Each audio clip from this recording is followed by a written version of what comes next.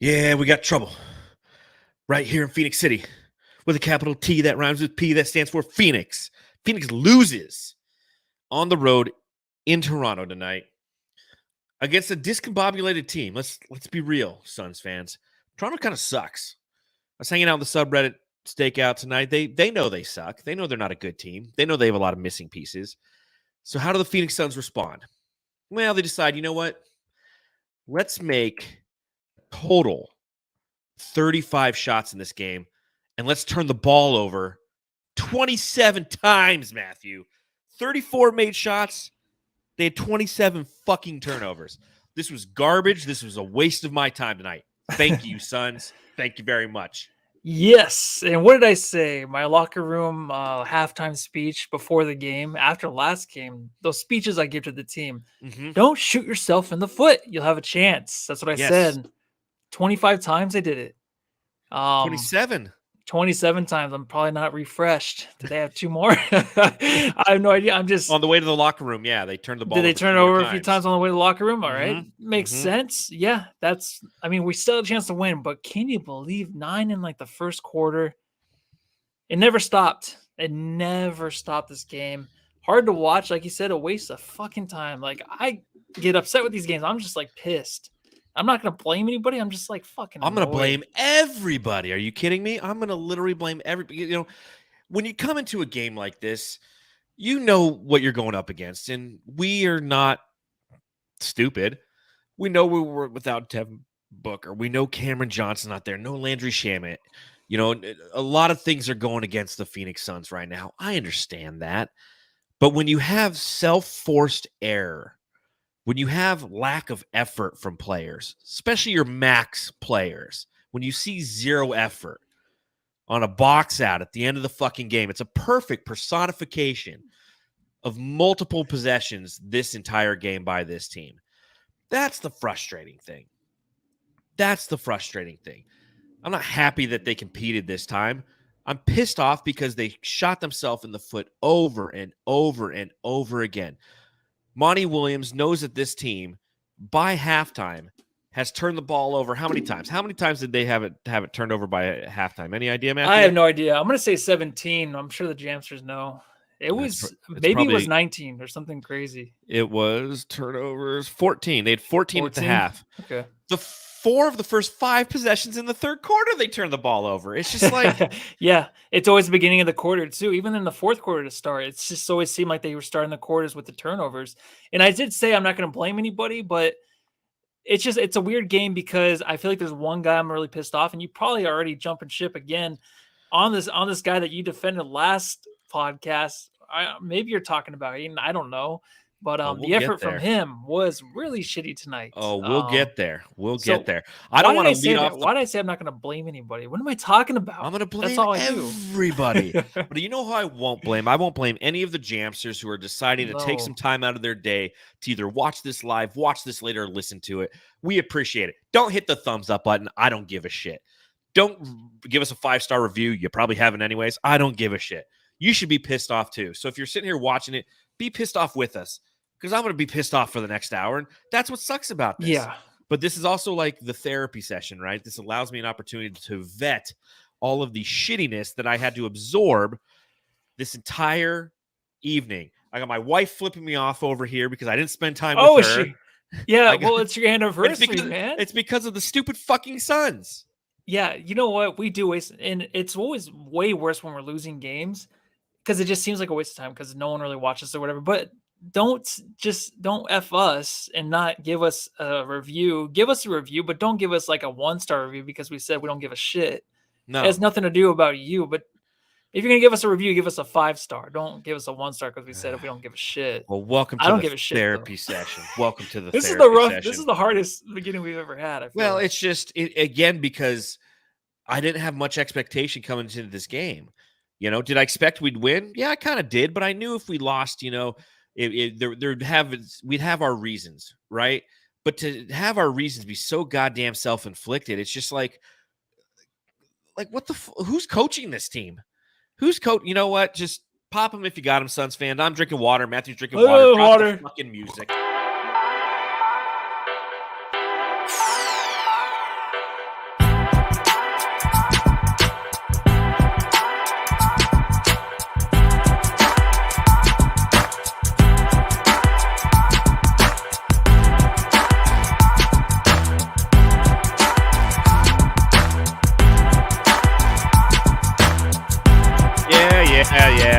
Now 113-104. The Toronto Raptors win the game. Phoenix shoots themselves in the foot. 27 total turnovers. Shot amazing from beyond the arc. You know, there's some things that are positive, but my first question, Matthew. Matthew, I got to ask. Matthew, I gotta ask. You know, I put this out there on Twitter. I go, what question should I ask Matthew first? And there's some good ones. You know, Joe from Charlotte. He said, "Is it okay to be happy we competed this time?" And Aussie Suns Fans Podcast said, "What did we do to upset the NBA referees so much?" Gary Johnson said, "Is Chris Paul cooked?" But you know what? I'm going to start with this question from the Aussie Suns Fan Podcast. Are turnovers the chosen dessert for New Year's Eve celebrations? Because in the last game of 2022, the Phoenix Suns were turning the ball over at an alarming rate. Well, for this team, turnovers, yes. Isn't turnover a vegetable? I think half this team, they're vegans, right? Turnover is a dessert. It's a dessert? What the fuck is a turnover? You're thinking of a turnip. Okay, well, I don't know what a turnover is. I don't know what turnover, like an apple turnover? No, I've never had it. I thought it was just a veggie, but I'm like, yeah, it makes sense for this team. You know, when the turnover started, I thought they would kind of just fall off, and I thought we would be okay because I felt like this is a game we can win for sure. I thought the energy was kind of there, like back at the Memphis game. And I was thinking, I'm like, you know, Ayton's kind of playing hard. They're all kind of feeding off each other. And then once the turnover started, man, they never stopped. And I think it has to start with Chris Paul, and it has to start with, you know, maybe some effort with Deandre Ayton, but he didn't have any turnovers early in the game. But a lot of the guys, just the sinking issues was really, really bad and really, really hard to watch. You would think this team, now that we've had the injuries, they would kind of know each other better. But it was just, maybe this Toronto team is just a little bit too long. Maybe they're just a little too athletic for the Suns. They are a shitty team. The Suns are a shitty team right now. And that's what hurts, dude, because you know that these turnovers are really what killed them. That's the only thing, because we could have beat this team by like at least 10 points. We had some runs in this game where I thought it was over, but then all of a sudden, just give them back the game. It was like shitty basketball all night long. Yeah, so I might be like a lot of people out there. I thought this game started at 6 Arizona time. So I'm getting all ready. You know, you typically, if the game starts at 6, you know, like 6:08 is when it'll go, you know, the tip will happen. So I'm settling in. I'm like, all right, 6:08. I turn it on. It's already the second quarter. It's like, what the hell happened? That's the best, though, right? No, because I'm like, what the hell happened? Yeah. You know, in hindsight, yeah, it should have been the best. I ordered a pizza from Venezia's. Great pizza. You know, but then I'm like, okay, the Suns are down. They were down at that point. They were down like 9. It was like 33-24 when I tuned in. They put a nice 8-0 run together. I'm like, all right, I'm the good luck charm. And then like I looked at the statistics on ESPN, and the Suns were shooting 72% from the field. I'm like, what the hell? And I looked at rebounds, and we were out rebounding, and I'm like, well, what the hell? And then I looked at the turnovers. I was just like, oh shit, they can't handle the ball. You take a look at the box score tonight. Chris Paul, 6 turnovers. Damian Lee, 5 turnovers. Dwayne Washington, 4 turnovers. Torrey Craig, Mikal Bridges, DeAndre Ayton, Dario Saric, 2 turnovers a pop. I mean, everybody just, and you're right, Toronto's a long team. And we knew this coming into this, right? What did I say at the end of the last podcast? The Toronto Raptors are a team that turns you over the most in the league and also protects the ball the best in the league. They don't turn the ball over. That's their recipe for success when they have success, which is rare. They're a team that, I think with this win, they're 16-20. Obviously, the Suns are on the other side of that now. Now we're 16, 20, and 17. Barely. Yeah. We're going to be, pretty soon we'll have the same record at 500. Yeah, well, I was thinking about that today. I'm like, shit, when's the last time we've been 500 this late in the season? But we're headed that way. We're headed fast, because if we're playing teams like this, in this manner, and not acting with the sense of urgency that you need to do so, then trouble lies ahead. And you can start to play the blame game, and you know us, Jamsters, that's what we're going to do. But it has to start with Monty. Ever since I've been here, we talked about everything you want is on the other side of hard. This is hard. Monty Williams, coach of the Phoenix Suns. I don't know, man. I'm frustrated with these continual Monty just bad coaching, lack of adjustments. Because, like I said, after turning the ball over 14 times in the first half, They come out, they turn the ball over 4 times out of their first 5 possessions. Now, I get that Monty's not on the court. He's not the one throwing those passes away, but doesn't he have to, in some way, shape, or form, inform his team, like, you know what, maybe we need to change some of our offensive sets. Maybe we need to attack this a little bit differently so we stop handing this team a victory, because that's what the Suns did tonight. They handed this team a victory. Yeah, if I knew what kind of adjustments to make, then maybe, but it's weird to look at like who played tonight, and it's only Biombo who didn't play, who is available. So adjustment wise, when you want to go lineups, I don't know what you can do there. If you want to actually feed the ball to Ayton more, maybe that's an option. But I feel like our bench and a lot of guys coming in hit some big threes tonight, so you kind of got to feed them. To me, I still can't blame coaching, because I don't know what you do with this. It's a situation where if you're fully staffed up there, you got all your stars, and this is happening, then yeah, kind of like a Steve Nash situation where he was with Brooklyn and he had his stars, but of course Kyrie had his thing, but nothing was working on the court.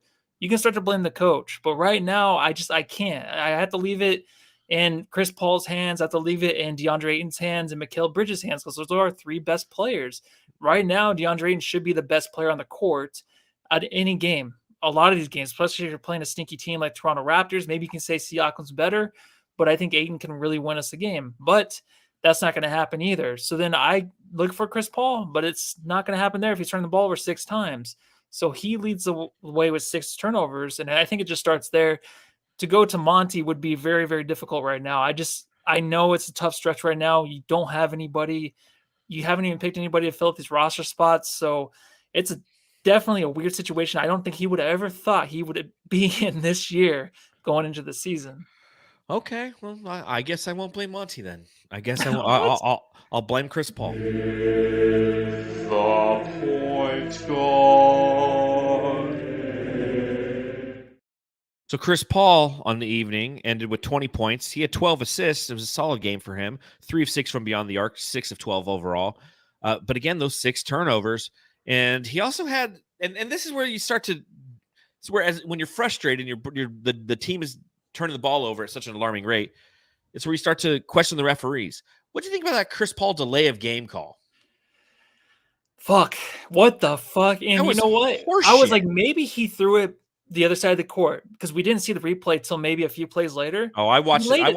I watched the whole thing as it happened. I'm like, they're going to fucking call something on him. Oh, really? Because I just saw him walking up and usually, I mean, if he does something a little sneaky, he usually has like a little smirk or different kind of look on his face. This time he just was like exhausted, tired. I don't give a shit. And it was kind of weird where you leave the ball on the ground, and all of a sudden it's like, that's a delay of game. He left it on the ground like a lot of players do. He didn't do anything. And then he gets a technical after that. Yeah. And then I'm kind of like, what the fuck, Chris? But then also I was frustrated, and I would have punched that ref in the face, because that's how I felt. So just a technical, I think, was good enough. Very fucking weird. There's a lot of weird calls out there, man. Yeah, there's a lot of weird calls out there. Even like the one where towards the end of the game, what was happening? I forget. I'll think about it later, because I had some issues with the Mikal was pushed in the back. Yep, that wasn't called, and then there was a foul called on Mikal after that because he slapped back. But there are some other calls, man. I have to think about it, because every now and then I was upset with these refs. I'm never usually that way, but tonight they were very frustrating. Well, when you look at the overall fouls called in this game, and the Raptors were called for 22 to the Suns 17. You look at overall free throw attempts, 26 to 23 in favor of the Raptors. They had 3 more attempts than we do, because we never outshoot the opposition from the free throw line. But it was the severity and just the weirdness of the calls, I would say, on this one. So, you think about the play with Chris Paul.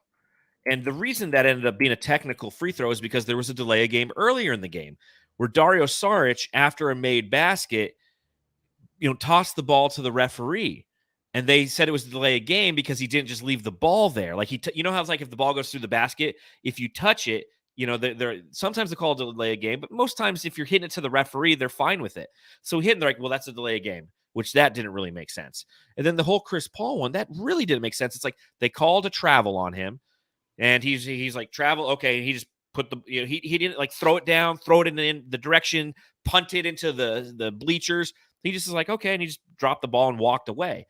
But some referee out there had their panties in a bunch, and they were like, well, I'm in Toronto for New Year's, and I'm sad. So they were like, you know what? He didn't throw it directly to me this time, so therefore I'm calling him. And you're right. Like, I'd be pissed off if I was Chris Paul as well.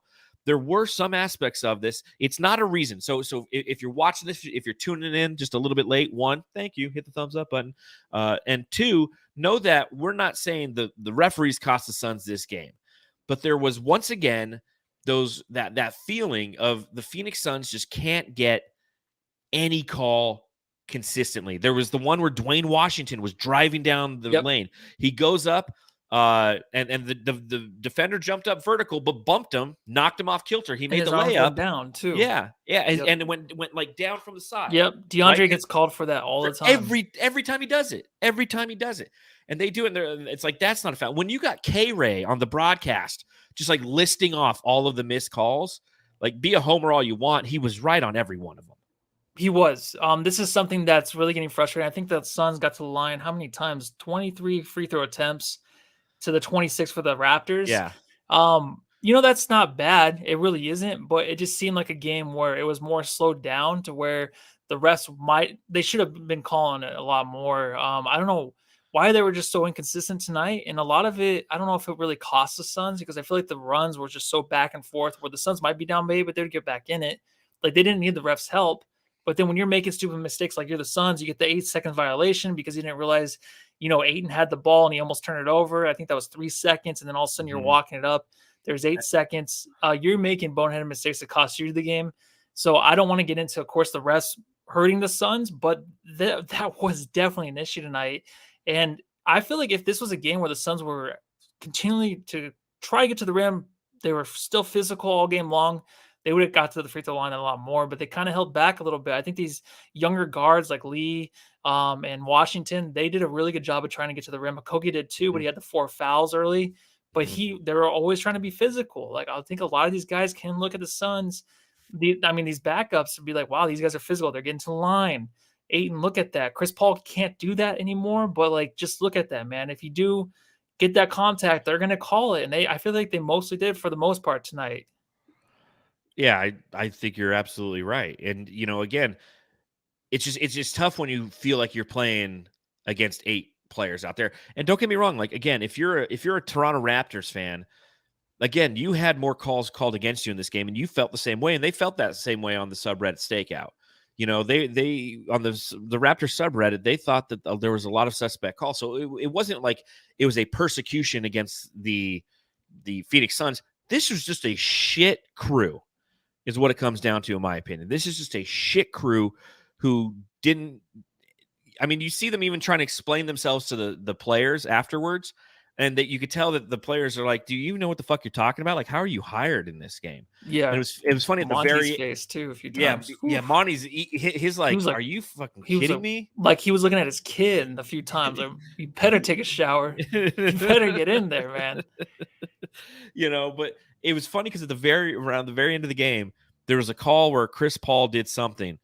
And he held the ball and he was looking for a ref to I love hand that. it to. Yeah, he's all go here. I'm surprised. I was waiting for the whistle. I thought they were going to toss him. I thought they were going to tee him up too, but because the Suns were all up in their feelings in this game. Like, you threw me the ball, delay a game. You didn't throw me the ball, delay a game. Like, yeah, Jesus. I mean, even Christ, if the Suns, man, this is professional basketball. If the Suns won this game, then I think we would still be having this talk. About I know we would, because it was just a weird night of basketball. The original question I was going to ask you if we won this game is: are you happy with this win? Because any fucking win, I would have been happy with it, but I'm still be as pissed as I am now because it's, again, like the way that Phoenix played in this game. And again, I know we're down so many key players, but you're playing against a team that's not good. And guess what, Suns fans?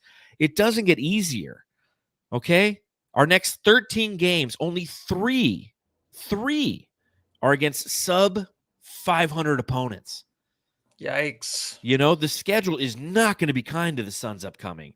We knew it coming into December. We're like, okay, we have a stretch, December and January, where it gets really, really tough. We got some really big games against some really tough competition, and the Suns have had a really rough December.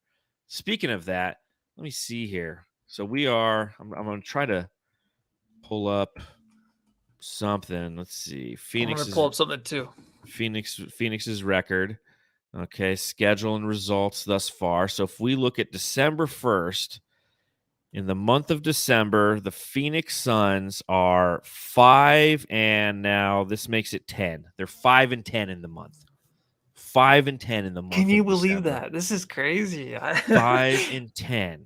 And they started the month off with a loss to the fucking Rockets, Lost to the Rockets, win against the Spurs, lost to the Mavericks, lost to the Celtics, lost to the Pelicans, lost to the Pelicans, lost to the Rockets.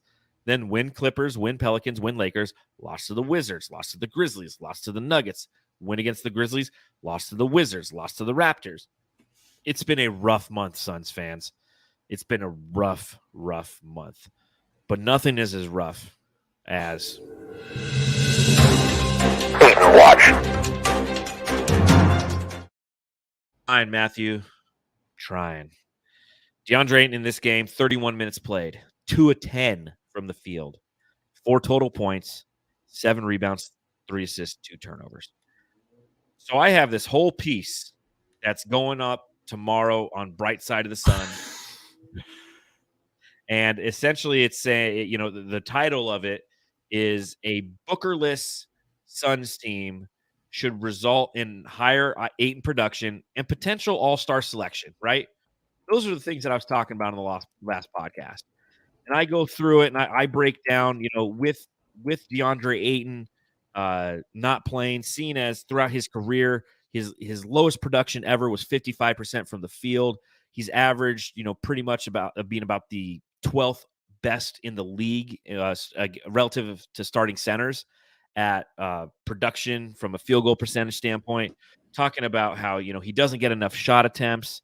But that being said, now with Devin Booker out, how he's really going to have this opportunity, how this is the chance. This is the chance for the Phoenix Suns to run their offense through Ayton for the next 4 weeks. Like, here we go. It's Ayton time, baby. Let's go. You change your offense for a little bit. Add that wrinkle. And you know what? You do that, and he could end up being an all-star because his metrics thus far this year have been pretty good. And then he goes out, and he plays like shit, dude. And I hear you, Jamsters. I hear the Ayton defenders out there. Well, he can't pass the ball to himself, and they were tripling. Like, I watch basketball. I saw what they were doing to him. They were shading him. If he was going down the paint defensively, they were pinching him. Why do you think the Phoenix Suns had so many wide open threes? Because they paid attention to DeAndre, and he scored 31 last game. They paid attention to him. That's not what I'm talking about. I'm not talking about the box score. The 4 points at 2 for 10. I'm talking about the effort plays, man. I have about 5 things in my notes that are just pure lack of effort plays. And everybody was turning the ball over. But there's a play where DeAndre Ayton, he gets the ball and he lazily passes it across the court, all the way across the court, gets picked off. He does it again later in the game, and it nearly gets picked off.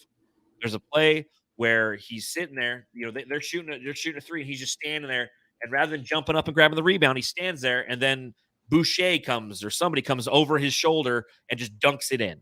Lack of effort play. Just time and time and again in this one, man. It was really frustrating to watch.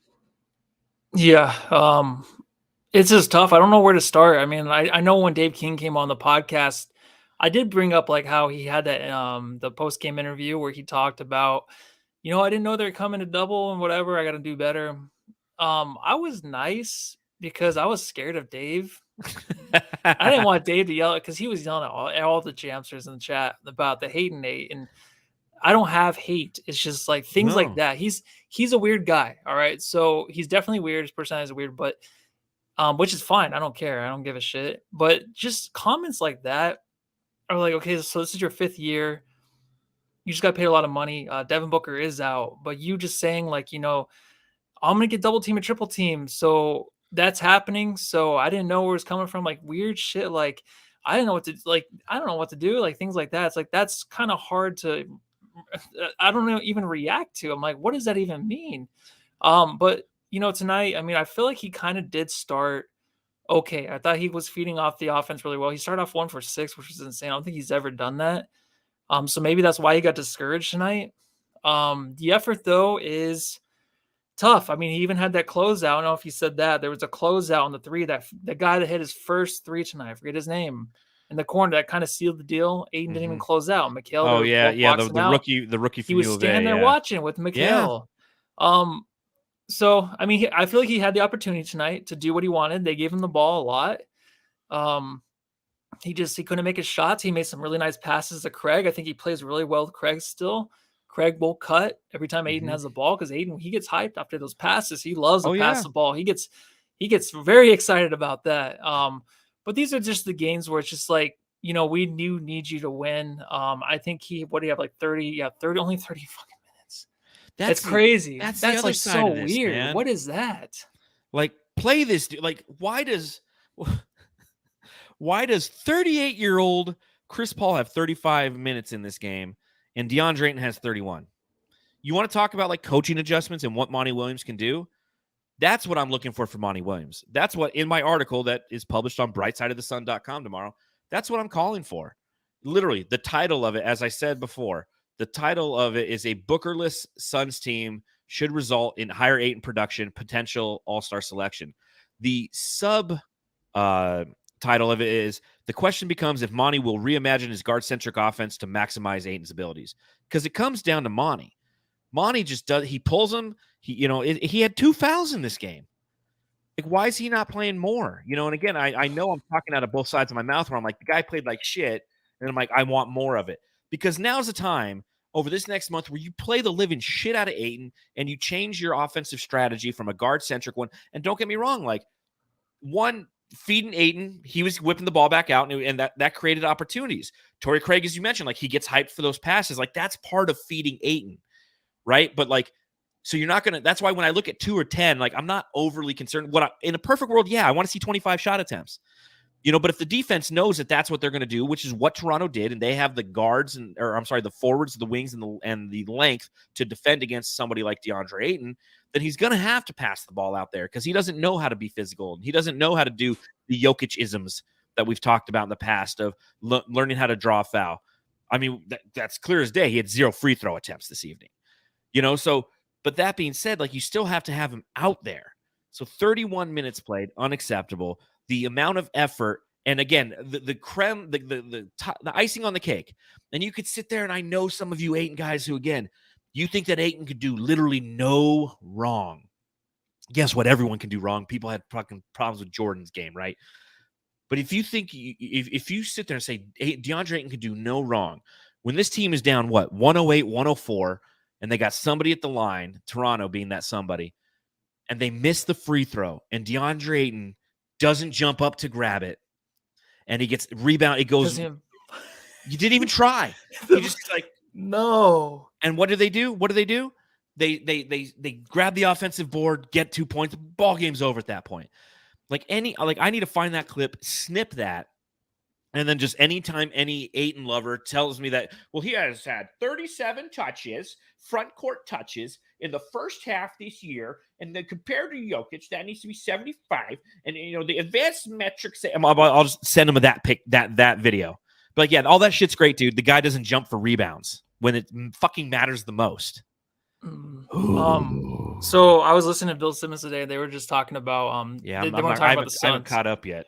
No, yeah, there was just a little bit. They're just mentioning like Zion, kind of like, he was talking about how Zion, like, if you're down 3-2 in a series and Zion's out there the last minute and it's like a tie game, like, it's pretty much over. He'll send you home. I'm not saying Ayton's Zion, but I get like really kind of weirdly emotional and weird with Ayton because I feel like, because the thing is with him, and like, there's always that thing this year where it's like, well, how come Mikal doesn't give like as much shit? Because Ayton can be a fucking amazing. Like, we have this talent here that is the most frustrating thing ever, and he can just be so fucking good to where if he ends up leaving or being traded or anything, and maybe he becomes nothing else somewhere else, maybe he's just this guy for forever. It is just so frustrating because you know how good he can be. Where I want people on podcasts in the future talking about, damn, remember that Ayton season where he just basically won the Suns of championship? Like, that's how good we think he is and he can be. That's why it makes it so frustrating watching efforts like this. So that's why we go back and forth. You guys can say whatever you want about Mikal and how we don't give him a lot of shit. That's fine. We do now. But like, that's because his expectations aren't as high as Ayton. I think Ayton, when he just does this, man, I seriously, like, I get really weirdly upset about it because I think him and Booker could be something so special, and Booker needs his running mate, and Ayton's going to fucking throw it all away because he doesn't give a shit. And he just really quick too, like, and I know this is probably bad, but watching his game offensively, whenever he makes a shot, it's like awesome. But like, it is still so weird and uncoordinated, and just seems like something where he's just like still trying to work out, Mm-hmm. where it just doesn't fit. Nothing really fits offensively. A lot of it's forced, a lot of it's not in the flow. There's been very few games where he's been like in a flow where it looks natural, but he Yes. doesn't have that It's every choppy. night. It's so weird. I haven't watched a player on the court play like him ever, where it just looks so, unless it's like Dario Saric, or it just doesn't fucking match. It's a game where it's so unfluid. I don't know. I can't explain it, but it fucking drives me nuts. I'm just like, keep working on your game, keep asking for the ball. Even if you do go 2 for 10 tonight, I don't care. Like, Yeah. just put the effort in. Go 2 for 15 or whatever, 5 for 22. I don't care. Yeah. Like, Yeah. continue to work on your game. You need these reps. Ask for the ball. Put yourself in good position, get the ball. Like, he still doesn't do that. He waves his arm when he's, and like, sometimes they miss him. Yeah, they do miss him, but continue to ask for it. You need at least 25 attempts tonight. It just didn't happen. I agree. And again, like I get the being pinched by the defense and having doubles and triples thrown at him. But you know what? You can also spin into a guy. Do that a couple times a game, man. Seriously.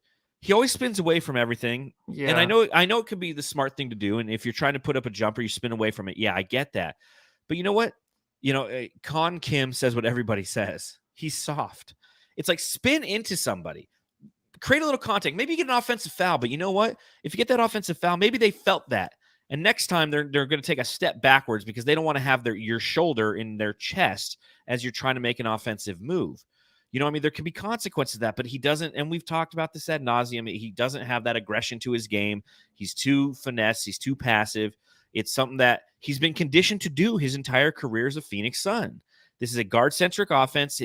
This team has won games. Numerous, they've been to the finals, and they won 64 games with DA being passive, with him attempting 12 shot attempts. So why wouldn't he's been conditioned that way. You look at some other players. You look at Giannis, for example. The reason Giannis is the way that he is because he was being aggressive, and he was allowed to let his aggression flourish in Milwaukee while they were losing games.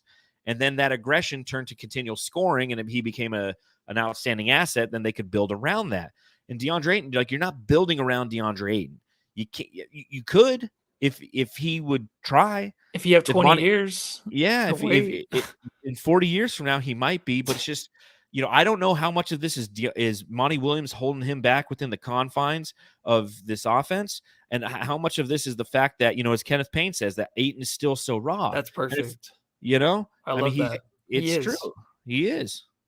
He's so super. If he were to come out, if this was like his first year, you'd be like, oh damn, look at the potential. Like, there's something there. Like, really, like, he has games like where a rookie would put up and you're like, fuck, dude, look at him in book. They look like Shaq and Kobe.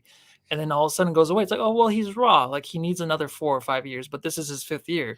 But now is the time, Jamsters. That's what I'm saying. Without Devin Booker, without all of these offensive assets, and they're all sitting there in street clothes, you got Landry Shamet having the jacket on that looks like 75 eyes are on it. It's like, this is the time where DeAndre Ayton just need to feed him and just let him go wild. If he fouls out of a game because he has 6 offensive fouls, I don't give a shit. Work on things offensively. Get to the cylinder. Try harder. God damn it. Listen to this DraftKings promo. You looking to make some cold, hard cash? Visit the DraftKings Sportsbook app, an official sports betting partner of the NBA. New customers can bet just $5 pregame moneyline on any NBA team to win their game and get $150 in free bets if they do. Check this out. Right now, everyone can earn up to 100% boost with DraftKings stepped-up same-game parlays. Who doesn't love a good same-game parlay? Download the app now, sign up with code TBPN, place a $5 pregame moneyline bet on any NBA team to win their game and get $150 in free bets if they do. That's code TBPN, only on DraftKings Sportsbook. Win enough money, and who knows, Jamsters, maybe we can buy the franchise from Robert Sarver. Just really quick. A Kogi fan club Perez says Aiden should have been a nurse for a living. That would have been so cute. He should have been. Or a flight attendant or something Well, like that. he's got all the finesse. I mean, um, positive things for tonight. Okay, because I've been bitching and moaning for 35 minutes here. Let's see. Nothing positive in my notes. All right, no, I'm just kidding. Suns 3-point shooting. They in this game once again do outstanding from the perimeter. They are 14 of 30, 46.7% from beyond the arc. On the season prior to this game, they are in the league. They're fourth best at 38.4% in 3-point shooting on the 11th most attempts. It's nice having that 3-point shooting, man, because a lot of times this team turnover, 3-3-3, turnover, 3-3-3. That was the entire game. Make it into a song. That's exactly what was happening. And of course, like, I think we got a little lucky. Like the Raptors missed a few, and then we can go on a run. But it was always, it was a 3-3-3 timeout, and then all of a sudden you come back. Oh, Toronto's on a 9-0 run all of a sudden because of turnovers. I feel like our bench and even Ish hit some big threes tonight. They're really saving us in these games to keep it close. Yeah. It's insane the effort these guys are putting in. They just really want to fucking win. Like the way they're playing, Craig out there is busting his ass. He busting his back. He's doing a little butt to butt action with Chris Paul there. Well, busting his knees. I mean, everything. He is just he's gonna be dead by the end of the season, man. All the minutes he's been putting up there. Yeah, I had it in my notes. Where would we be in this game without Torrey Craig? Because with Devin Booker being out, we talk about it. DeAndre Ayton's the one who should benefit offensively, but it's players like Torrey Craig that ultimately are benefiting. You look at how he played tonight. He was 5 of 9 from the field, 2 of 4 from beyond the arc, had 13 points. He had 10 points in the first quarter. He also had 7 rebounds, an assist, and a steal. But, I mean, he's the one who kind of kept us just afloat in that first quarter, as everyone's turning the ball over. Yeah. But, he benefited. Mikal Bridges. Here's what's amazing about Mikal Bridges. I'll give him a drop in this one, but it's kind of surprised. The warden. I love good old Merle Haggard. But in this game, Mikal Bridges, all right. Wait, that's not you? That's a song? Yeah, that's fucking that's Merle Haggard. I thought that was you the whole time. I seriously thought you just had like a country background. You'd be like, the warden. I thought that was just you. The warden. No, it's what song is that? Bro, I don't know. I've never heard this before. Oh man. Oh, now I gotta Google. I know the song. It's leaving me right now. I was actually at work singing Merle Haggard today. Someone will know in the chat. Yeah, someone in the chat knows exactly what song that. Sing Me Back Home. Yeah, Sing Me Back Home by Merle Haggard. He had no idea. That's funny. After all these times. In the first quarter, 0 for 0 from the field. And then I tweeted something out and I did one of those, like looking for Mikal Bridges on offense. Yeah. He was 2 of 3 in the second quarter with 7 points. In the third quarter, he ends up scoring 5 points on 2 of 3 shooting. And in the fourth quarter, he's 4 of 6 for 12 points. That's incorrect. I clicked the wrong thing. They don't have the fucking thing done yet? Okay, here we go. 9 points, I'm sorry, by Mikal Bridges in that final quarter. I mean, he was our primary offensive threat in that fourth quarter. So, Ken, Mikal Bridges, my question with him is, do you think he's injured?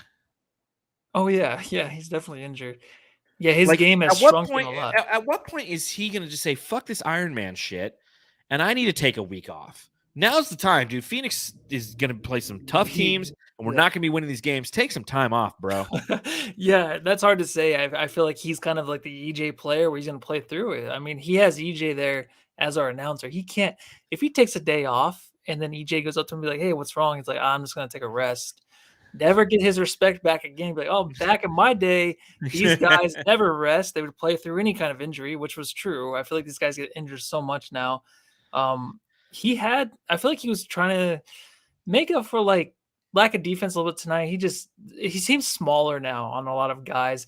And I think that Trent Jr. kind of punked him a little bit playing defense, like pushing him around. And then he got 7 straight points there in the fourth, which was really nice.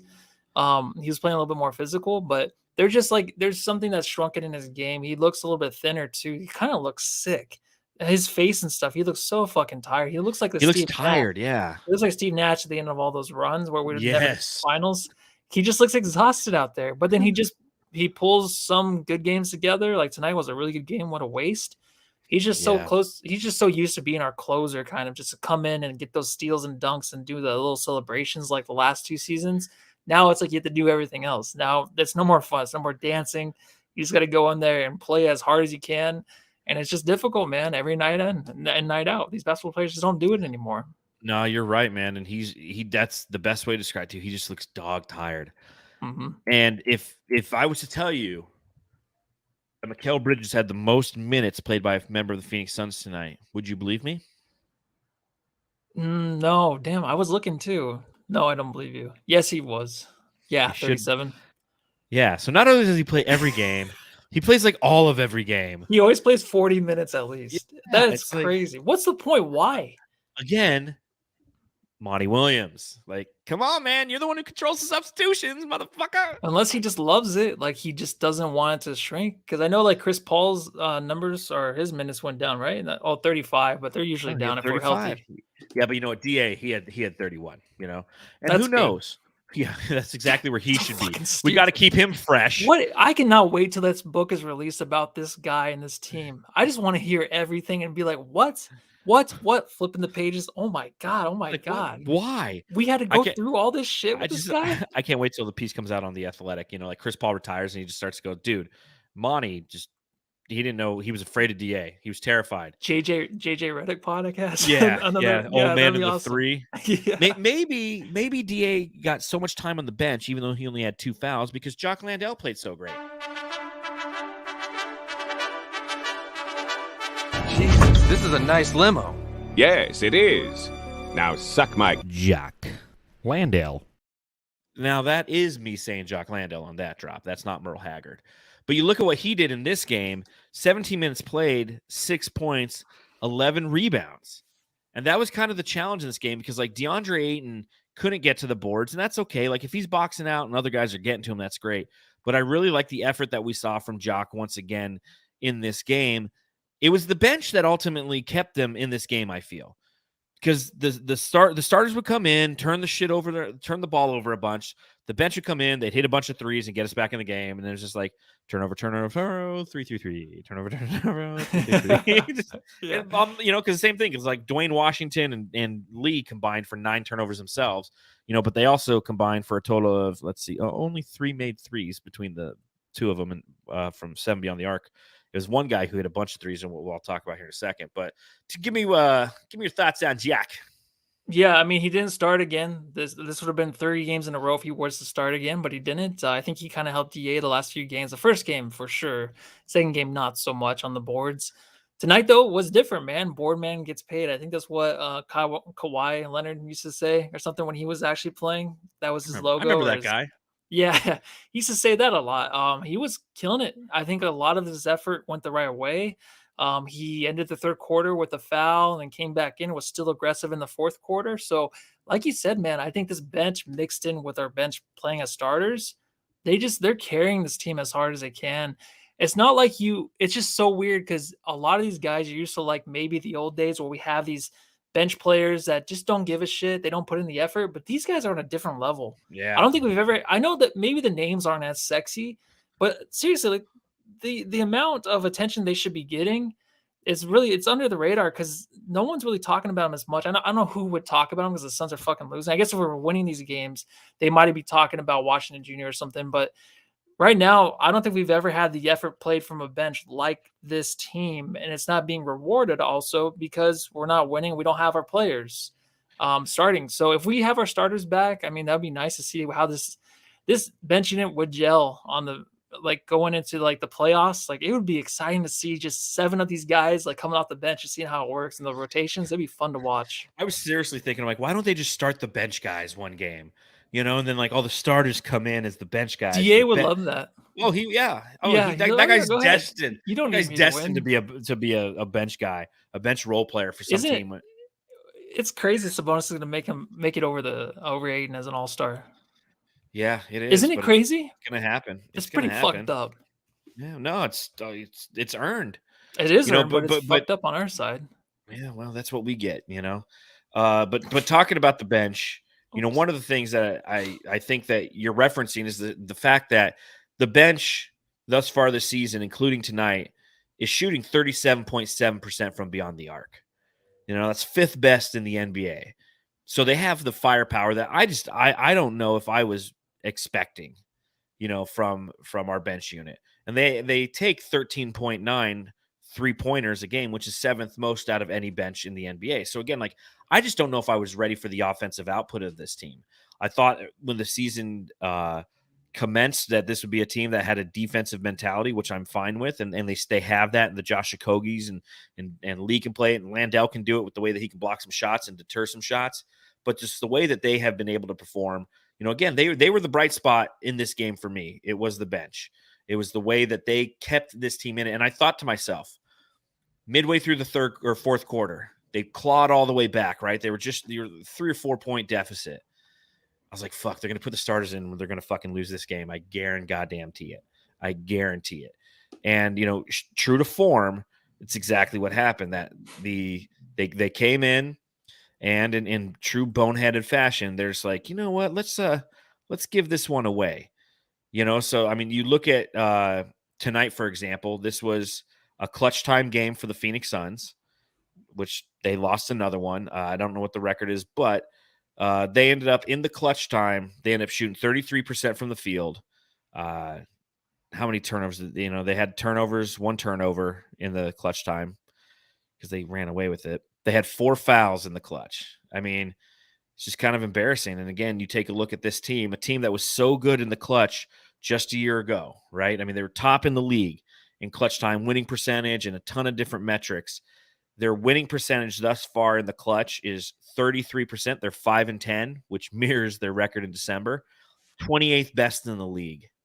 You look at their shooting percentage, they're 38.9% from the field in the clutch this year. That's 27th in the league. And a team, well, they don't do horrible from beyond the arc. They shoot 33%. But when it comes to fouls, I mean, they're 2nd worst in the league in fouls in the clutch. The only team that's worse is the team that we play Monday afternoon. That's the New York Knicks.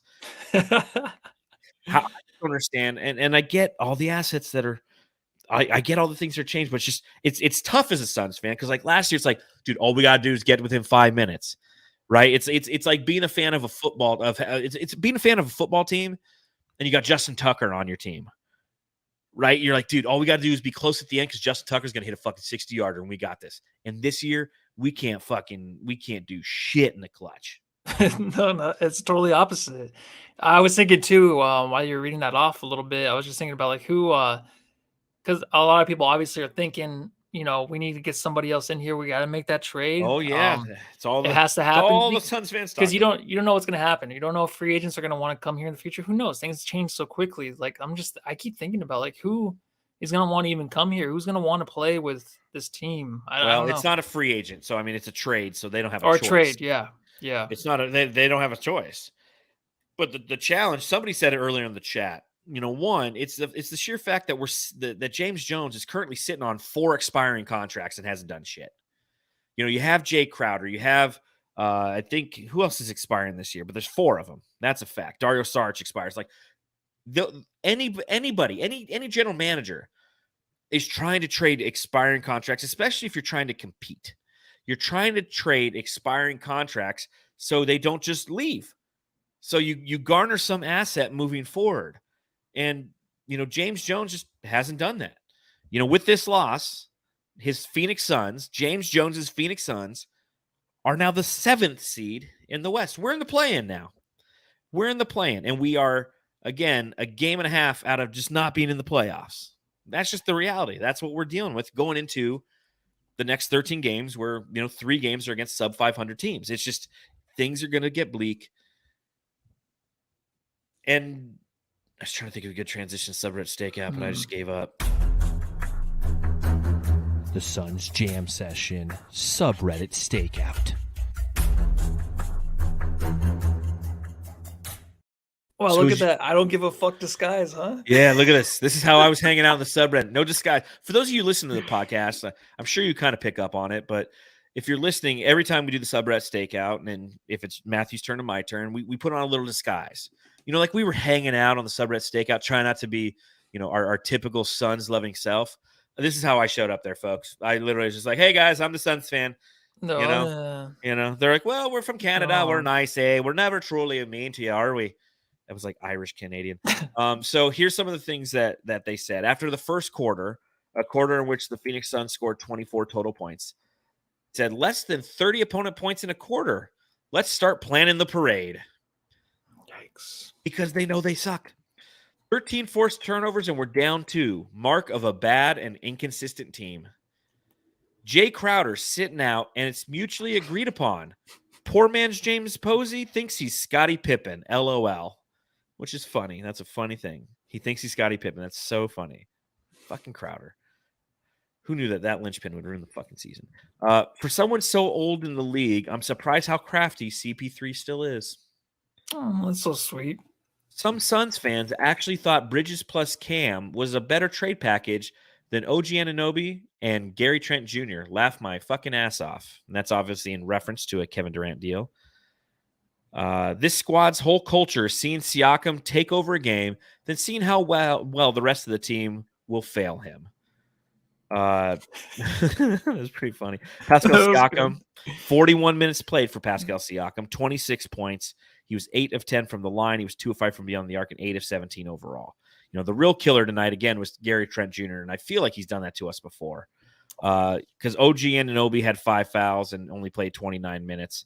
I mean, you look at the box score, and you're like, this team didn't really fuck us up, but somehow we lost it. Their bench had a total of 17 points. Our bench had 18, 29, 35, 41 points. So 41 points, but, it's just like, what else did they say on the subreddit stakeout? Ayton has 2 points against a team without a legit center. Let that sink in a little bit, James. Yeah. I don't know. Ayton with 22 minutes so far, 4 points, 2 of 8 field goals. Their last game, he was going off for 31 points. Damn. And then somebody responded, soft, mentally and physically. How many times are you going to hear that? I wonder how many other players get called soft by other fans. You know what I mean? Think about it, though. You and I, we're in the subreddits every game. How many times do you see other players being called soft? I don't see it often. Not soft. I don't. I hear a lot about Ayton in this shot. It's really nice. Mhm. How are we going to stop Ayton? But then you always see a lot of soft shit. I never see anything else, even on Twitter, anything about a guy being soft. I see other players call each other soft, but not from other fans. No, when I'm in other fan bases subreddits and they're talking about who they hate and because a lot of the subreddit stakeout that we don't necessarily talk about on the podcast is the self-deprecation stuff that happens with fan bases. We do it. That's what we do on the podcast. We sit there and rip our team apart. That's what every subreddit is. I try to find the things that are relatable to the Phoenix Suns and how they perceive what our team is. Mm-hmm. But a lot of them is literally just tearing their team apart. They were tearing Scotty Barnes. They were tearing him apart in this game. Isn't that weird? Yeah, they're like, dude, he peaked during his rookie year. What a bum. I've heard that. Like, he's just not the same player, man. He was I think I had him picked as an all-star. That was like one of my guesses. Like, he'll be an all-star this year. Not gonna happen. But do you know what they didn't call him the whole time? They didn't call him soft. No, he plays hard. Yeah, his game is just off. I don't know what it is. That's the majority of opposing players. They don't get called that. But there you go. Subreddit stakeout. The Suns Jam Session Subreddit Stakeout. Just one more guy I want to talk about real quick before we talk about our next game. The Saric smoke break. I got to say, Dario Saric was in true Dario Saric mode tonight. 20 minutes played, 2 of 7 from the field, 1 of 3 from beyond the arc. He had 3 assists. He only had 2 rebounds. He had 9 points. But, dude, I think I tweeted out. I'm like, Dario Saric spends more time on the ground than dirt. I love Sarge. It's so nice just to laugh. It's not even like a mean laugh. I'm just laughing because he's just funny. They were fouling him under the basket because they didn't know what to do with him. So they would just swat at him. It's like, no, get him down before he pulls out his little handgun or something. You know what I mean? I feel like they're like, what's he doing? His little pump fakes and stuff. Like, what is that? Like, I know. obviously he can't get up, but Well, he had it's this just one funny. They don't play know what to do with him. where he drove to the basket. He went up and like the moment he jumped, you're like, you're not even going to make the basket. Like this is not a jump to like you're going to be short on this layup. And he throws the layup up, and if you look at it, kind of looks like he got fouled, but he just falls down. It's hard to And call it as a ref. and right? They didn't. They Why never would do. they? Not for him usually, unless like the guy hacks him, like they did. Unless they hack him like 3 times, like a Yeah. lumberjack trying to take down a Yes. California redwood. Like Yeah. normally it's like you got to foul him 3 times before he gets that first one, and normally it's like on the 6th slap, that's when he actually like hits the ground because he's so much pain. But yeah, it was just, his passes too, man. oh man, There's like Eric Bledsoe, man, where he's just everyone knows where he's gonna pass it. You know what I mean? Yeah, I'm telling you, man. Just watching him tonight, I was just like, oh yeah, Dario. Because I was thinking the past couple games, I'm like, Dario doesn't get a lot of play. It's like he was a big asset with this team. With the whole Cam Johnson deal and that draft day, and the ACL injury kind of sucked, and that would actually really impacted the finals. And then he was out there. I was like, oh man, who's this guy? This is ugly. So maybe he's just not the same since his injury. no, he isn't. That's a fact, and he'll never get a chance to play himself back into shape. About? I don't even know what to say about him. Last thing I had in my notes before we hand out the Jam Star, Thaddeus Young plays for the Raptors. Remember how he was all we talked about last year? Not even us. I don't think we were huge Thad Young guys, but because a lot of people were talking about it, like we would bring him up all the time. But like, what the fuck was our problem? Yeah, I wanted him because we had the same issue where we just weren't physical. We couldn't get the rebounds. It's the same shit. You know what I mean? We don't have anybody to help. So we thought, a big guy that's kind of physical would help, I guess. He's not even that big. Was he 6'8", 6'9"? I think he's 6'10". I think. Is he? He seems smaller. Every time I think about him, I'm like, a big dude. And I watch him play. It's like, I'm like, he's not even that big. He seems pretty dwarfed. So is Kyle Kuzma this year's Thaddeus Young? No, because Kuzma's a difference maker. And if he goes on any other team, like if he gets traded and Suns can't do anything for reasons of the owner, then we're screwed. We're not going to have a shot. Even if Booker comes back, we're not. If one of these West teams gets Kuzma, that's going to be big for any of those teams. Anybody can have him. Clippers can get him. Anybody that'll help that team. True. Oh man, it's going to be rough.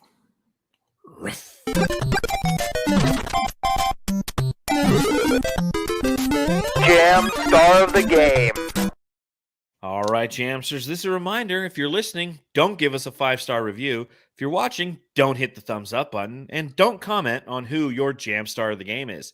Matthew, I went first last time. Why don't you tell us who your Jam Star of the Game is in this one? Let's give it to Mikhail, man. It's probably his first one of the year. I gave it to him, maybe from maybe the first 2 weeks. Maybe I gave him one, but I'm going to give mine.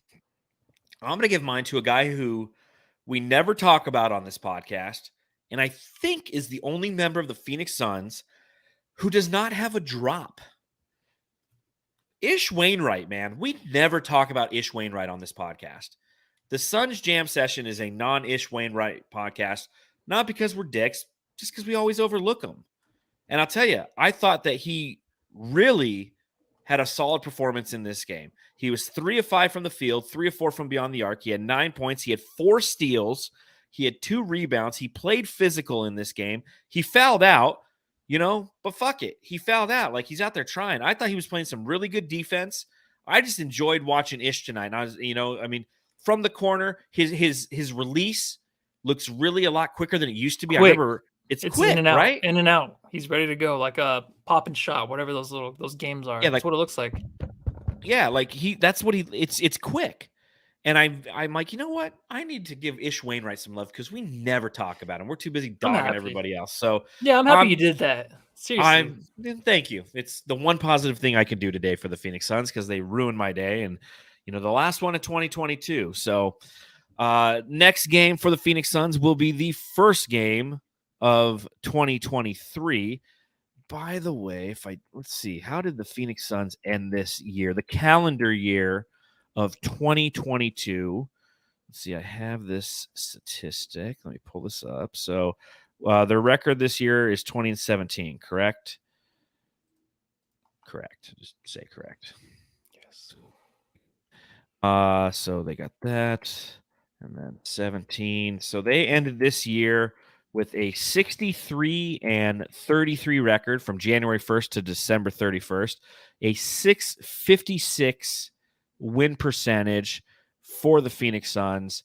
If you take a look at how that relates to all-time calendar years for the team, that is the 1, 2, 3, 4. It's like the 8th best year, something like that. Motherfuckers. So there you go. So the Suns play the Knicks. Anything on the Knicks that you want to talk about? Yeah, let's do what I always do, where we're gonna play a team where I want their player. I want Julius. No, nothing. I think they're playing better this year. There's a little bit more hope there. RJ Barrett's been on a tear. You know, he's like the new. He might be like the new. He's not Jason Tatum, but I'm saying the ups and downs that Jason Tatum used to have. Like, I feel like RJ Barrett might be that guy because he can light it up and people are like, wow, look at this dude. And then all of a sudden, like, he'll have a bad couple of weeks. But he's been very consistent. He's been so bad at shooting earlier in the year, but he's picked it up. This team will be physical, so we'll see. That's true. It's New York. It's New Year's Day after day. Yeah, the second. So lucky the Suns get to spend it in New York. That's pretty cool. I think so. Says Jade's out there. Isn't he in New York or something? I think so. He's in Boston or New York. So yeah. It'd be cool if he gets to go to the game. I think he's going to the game. Probably. That makes sense if he was. It'd be dope. Yeah, you take a look at the team. They're 18-18. Their past few games, you know, they've lost 4 or 5 in a row. They play tomorrow against Houston, but they've lost 5 in a row. Yeah, but RJ Barrett, right? Yeah, but they got RJ Barrett out there. He's 19.7 points per game. They got Jalen Brunson and such, but RJ Barrett is he's out a week or so with a finger laceration, so we probably won't even see him. Oh, is he out now? Yeah, because his last game he had 17 points. Basketball and then he was Reference. Out. Yeah, whoops. 13 overall in points, 14th overall in points given up. From 3, they are 25th in the league relative to percentage, but they take the 10th most amount of threes. 22nd in blocks, 24th in assists. They're a rebounding team. They're 3rd best in the league in rebounding. They're 3rd best on offensive and 6th best on defensive rebounds. So that's going to be the question. When you talk about physicality, it's going to happen on the boards. What'll be interesting about that game is it 1 in the afternoon? Yep, 1 o'clock. Yeah, 1 o'clock, Jamsters. So join us early for that one. I know we both have that day off, right? You're not working. Yeah, I'm off Monday. Yeah. Why? In our year, he was shooting 44% almost from 3, and then he had 24 points per game before he went out. So I like what Con Kim says. RJ is Harrison Barnes' clone. So he's not Jason Tatum? I don't think he takes the ball to the rack like Jason Tatum did. No, I'm just saying, like, I get the peaks and valleys and expectations. That was a bad comparison. It was bad. Just like my analysis of the game. RJ Barrett's great. He's out. Yeah, I know, but they're a team that's on fire. By losing 5 in a row. Well, this month though, before that, they won what, 8 games in a row? They won 8 games in a row before that. Yeah, they were on fire. Then they're a very schizophrenic team, if you will. So join us for that. How are you spending your New Year's, Matthew? Probably doing nothing. You know, I don't do much lately in my life. It's just basically the podcast. So because I'm not doing a podcast at night, I don't think I'll be doing anything. What are you guys doing? I work tomorrow. I have a feeling that it's going to be busy and I'm not going to have enough staff. So it's going to be a busy day. I know that's coming. So I just want to get through tomorrow so I have a couple days off and just chill. That's all I want to do. Just chill. Fantasy Super Bowl for me, you know. Congratulations. You beat Lou's ass. We'll see. Proud of you. Yeah, I barely did. But proud of you. Proud of you, all son. right. Thank you. I'm proud of me too. Well, good. Well, on that note, I think that we're all proud of the fact that we've spent over an hour after the shit game talking about the Phoenix Suns. So thank you, Jamsters, for joining us.